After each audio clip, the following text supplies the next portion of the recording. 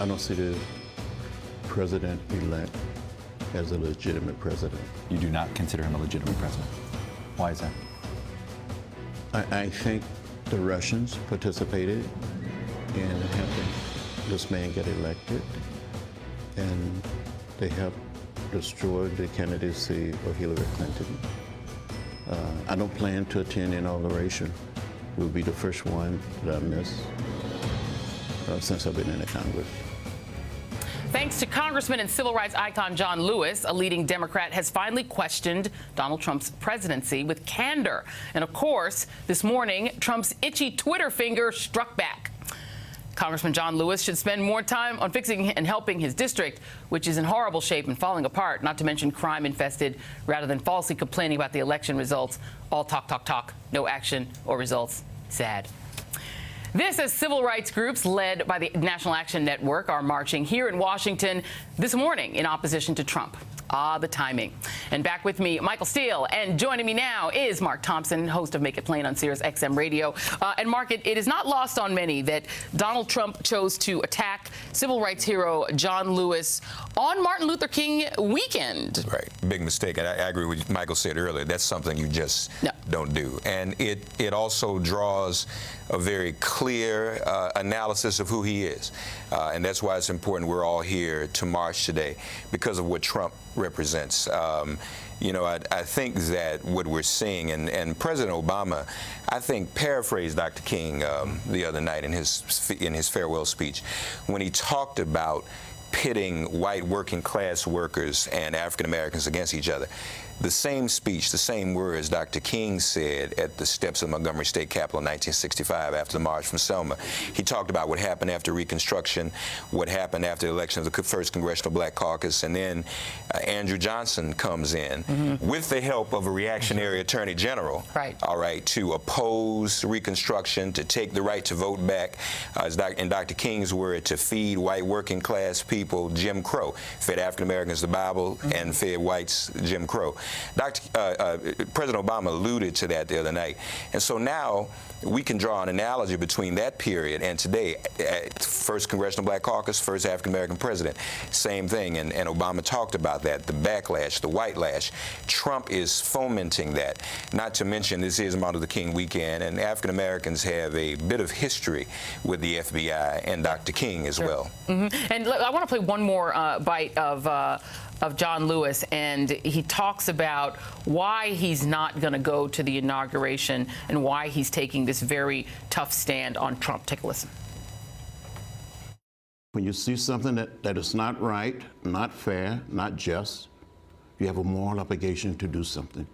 You cannot afford to be quiet or to be silent. So what should be done? What should Nancy Pelosi do? What should Chuck Schumer do? What should Barack Obama do? We must not be silent. We all must act. You know, Michael Steele, and one of the reasons I wanted to keep you around is to ask you this question. If you were still chairman of the RNC, still head of the Republican political end of the Republican Party, how would you react, or how would you advise Donald Trump to react to, A, the fact that John Lewis isn't going to the inaugural, and B, his questioning legitimacy? Number one, don't tweet that. Number two, don't go there. And number three, step back and try to appreciate what's being said and what the concern is. Now, yeah, you can put it in the partisan context. He's a Democrat and I'm a Republican, he's black, I'm white, and all of that. But it goes to what you were just saying about what's undergirding that, and how does a community perceive your respect or lack of respect for their leaders. And that says a lot. And I think if you're looking to heal and bridge and bring the people of America together, well, we're part of that. As black folks, we're part of that. So our expectation is not only will you attempt that same effort that you would apply to white folks and other communities, but you will do so in a way in which you show respect for our leadership and those who do represent our interests to you on Capitol Hill. So the tweet is unnecessary. It's unfortunate. John Lewis has a walk that very few people in this country, least of all Donald Trump, have ever walked. So you have to respect respect that and pay attention to that, I think, in a real sense. Absolutely. Reverend Sharpton, Mark, said to Mike.com on Friday, the Democrats have said that they want to work with the incoming President Trump when they can and not in other areas. We're saying voting rights, criminal justice reform, that includes police misconduct, health care, jobs, and economic justice should be off the table as negotiating points. Right. I agree. Those are non-negotiable, absolutely, because we're still experiencing a lot of that. The report just came out about the Chicago Police Department the other day. So, and I think that, you know, again, this is Martin Luther King weekend, so to hear the words of John Lewis, as venerable as he is the conscience of the Congress. For Trump to go against him, I think that, you know, is somewhat foreboding of what we may be about to face with him. Are you concerned about having Jefferson Sessions replace Loretta Lynch? I mean, she's leaving. The Eric Garner case is still open. You still have consent decrees in places like Cleveland, which who knows if he'll continue them. Right. Are you worried? Very much so. Jefferson Sessions, I said it right this time. Jefferson Beauregard. I didn't say Jefferson Davis.